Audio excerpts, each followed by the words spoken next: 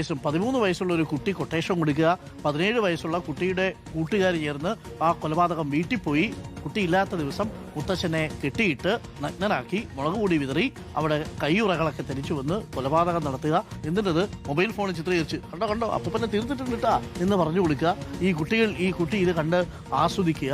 അതിനുശേഷം കുട്ടി വീണ്ടും സ്കൂളിൽ പോകണമെന്ന്, പിറ്റേ ദിവസം അപ്പൂപ്പ മരിച്ചു കിടക്കുന്ന സമയത്ത് സ്കൂളിൽ പോകണം, പരീക്ഷ എഴുതണമെന്ന് പറഞ്ഞ് വാശി പിടിക്കുക. ആ സമയത്ത് പോലീസുകാർ ചോദിച്ചപ്പോഴാണ് കുട്ടി സത്യസന്ധമായ കാര്യങ്ങൾ പറഞ്ഞത്.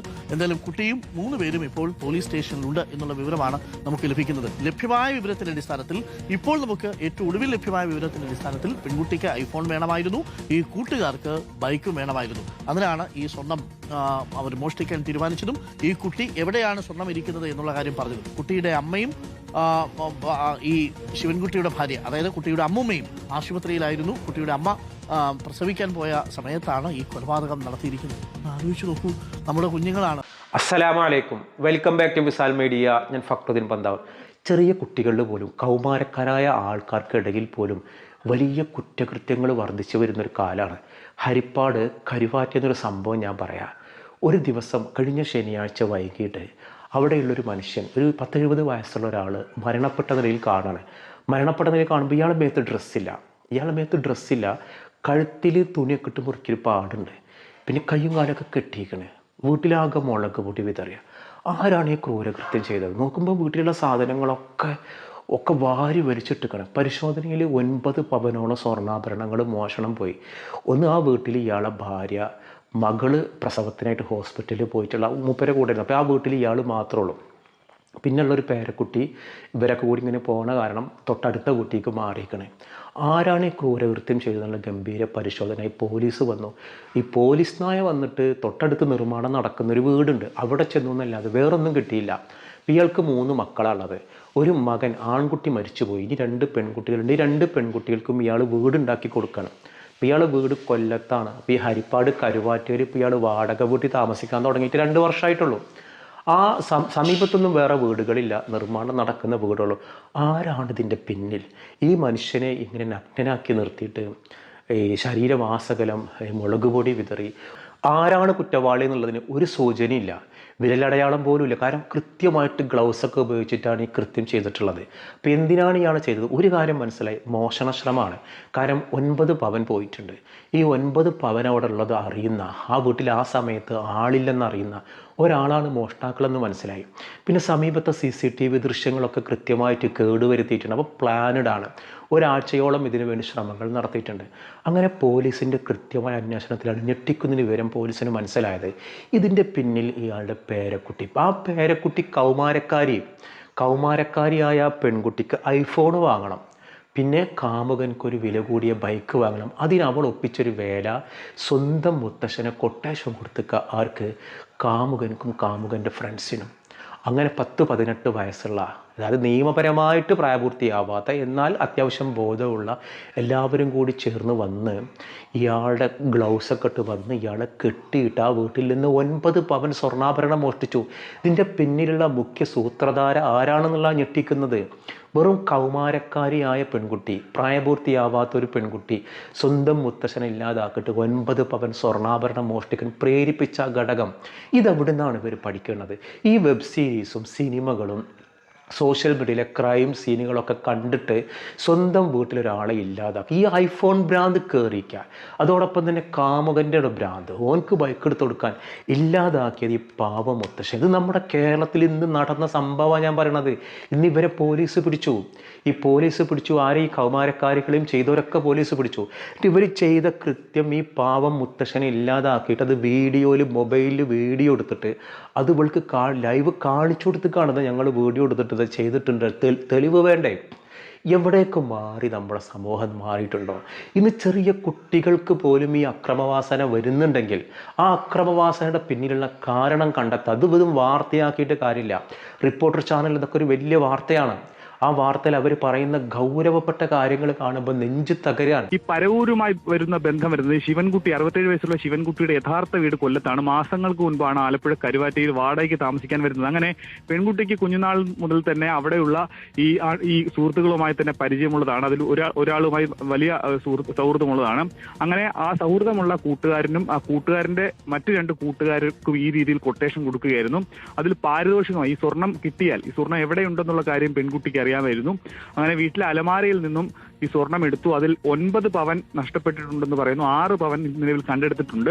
അതിൽ ഇവർക്ക് ബൈക്ക് വാങ്ങാനായി, ഒരു ആഡംബര ബൈക്ക് വാങ്ങാനായി പണം കൊടുക്കാമെന്ന് പെൺകുട്ടി നേരത്തെ വാഗ്ദാനം ചെയ്തിട്ടുണ്ട്. ഒപ്പം തന്നെ പെൺകുട്ടിക്ക് ഐഫോണും വേണം എന്നതായിരുന്നു വാഗ്ദാനം. 6 പവൻ കണ്ടെടുത്തിട്ടുണ്ട്. അത് കരുനാഗപ്പള്ളി സ്വദേശിയായിട്ടുള്ള ഒരാൾ മുഖേന മറ്റൊരു സ്ഥലത്ത് എത്തിച്ച് വിൽക്കാനായിരുന്നു ഇവരുടെ പദ്ധതി. ഞായറാഴ്ച രാത്രിയായിരുന്നു കൊലപാതകം. കൊലപാതകത്തിന് ശേഷം അന്ന് രാത്രിയിൽ തന്നെ ഇവർ കൊല്ലം പരവൂരിലെത്തി. അതിനുശേഷം ഇന്നലെ ഈ മോഷണം മുതൽ വിൽക്കാനുള്ള ശ്രമം നടത്തിയെങ്കിലും പല സ്ഥലത്തും സംശയാസ്പദമായ രീതിയിൽ ഇവർക്ക് അത് സംശയം ഈടാക്കുന്നതിന്റെ സാഹചര്യത്തിലാണ് കരുനാഗപ്പള്ളി സ്വദേശിയായ ആളെ ബന്ധപ്പെട്ടത്. അതും പോലീസിന് വ്യക്തമായിട്ടുണ്ട്. കരുനാഗപ്പള്ളി സ്വദേശി നിലവിൽ പോലീസിന്റെ കസ്റ്റഡിയിലുണ്ട്. അങ്ങനെ ഈ പ്രായപൂർത്തിയാത്ത പെൺകുട്ടിയും മറ്റ് 17 വയസ്സുള്ള 3 പേരും നിലവിൽ ഹരിപ്പാട് പോലീസിന്റെ കസ്റ്റഡിയിലുണ്ട്.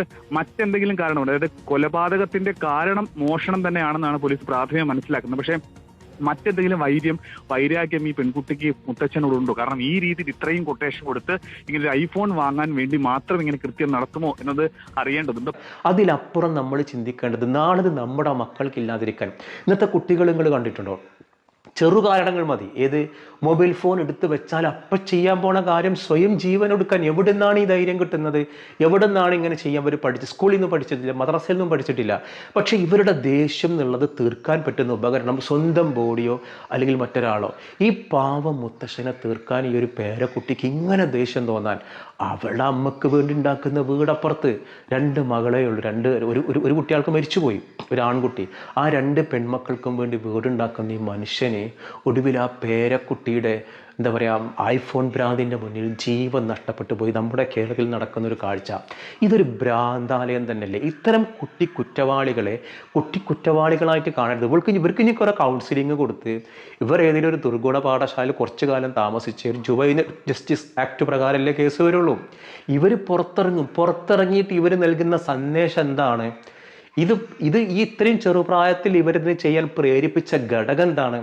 അതാണ് നമ്മുടെ നാടിൻ്റെ അതിൻ്റെ സ്കെയില്. ആ സദാചാര സ്കെയില് താളം തെറ്റി.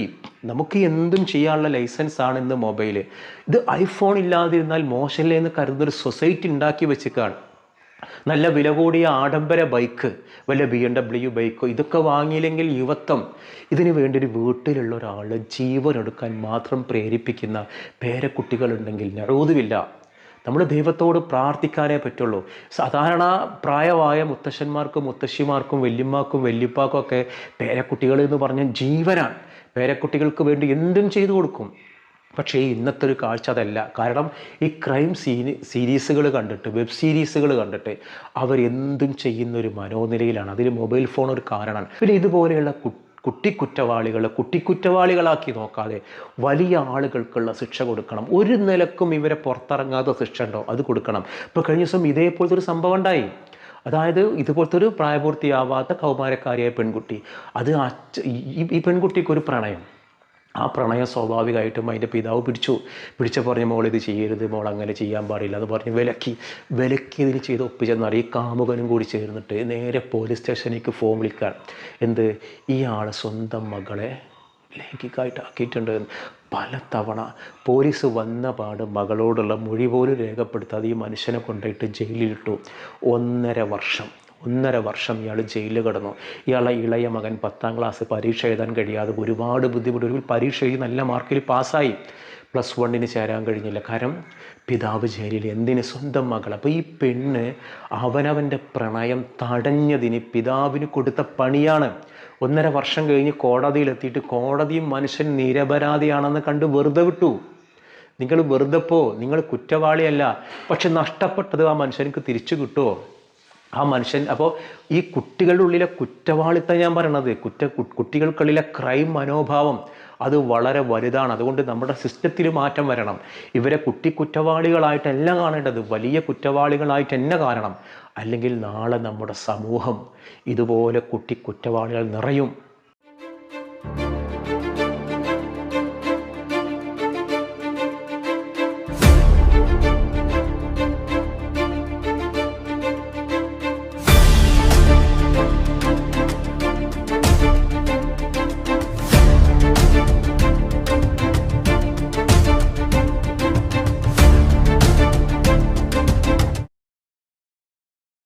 മറ്റൊരു ദിവസം മറ്റൊരു വീഡിയോയുമായി വീണ്ടും കാണാം.